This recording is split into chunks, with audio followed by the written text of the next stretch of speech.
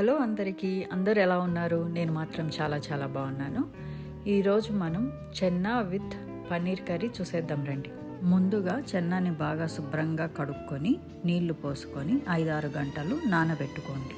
ఆ తరువాత ఒక కుక్కర్ తీసుకొని ఈ చెన్నాని అందులో వేసుకొని చెన్నా మునిగేంత వరకు నీళ్లు పోసుకోండి. అందులోనే కొద్దిగా సాల్ట్ వేసుకొని ఒక 5 విజిల్స్ వచ్చేంత వరకు ఉడకనివ్వండి.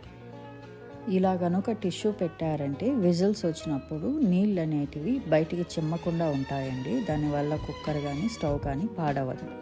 చెన్నా బాగా ఉడికిపోయిందండి. ఇప్పుడు దీన్ని ఒక గిన్నెలోకి తీసుకొని పక్కన పెట్టుకోండి. అదే కుక్కర్లో 2 టేబుల్ స్పూన్ల ఆయిల్ వేసుకోండి. ఆయిల్ కాగిన తర్వాత 1 స్పూన్ ఆవాలు, 1 స్పూన్ జీలకర్ర, కట్ చేసుకున్న ఆనియన్ వేసి కలబెట్టండి.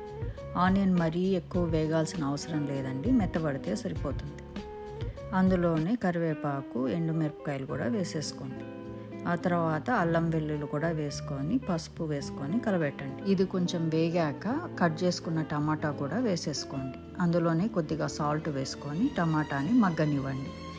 ఈలోగా మనం ఒక మిక్సీ జార్ తీసుకొని దాంట్లో మనం ఉడకబెట్టుకున్న చెన్న 1 టేబుల్ స్పూన్ దాకా వేసుకోండి. అందులోనే కొద్దిగా వాటర్ వేసుకొని మిక్సీ పట్టుకోండి. ఈ చూపించిన విధంగా పేస్ట్ చేసుకుంటే సరిపోతుంది. టమాటో కూడా ఉడికిపోయిందండి.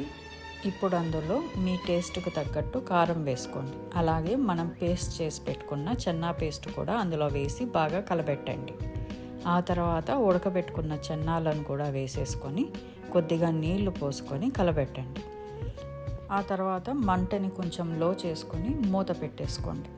ఈలోగా మిక్సీ జార్ తీసుకొని అందులో 1 టేబుల్ స్పూన్ దాకా కర్డ్ పెరుగు తీసుకొని మంచి క్రీమ్ వచ్చేలాగా మిక్సీ పట్టుకోండి.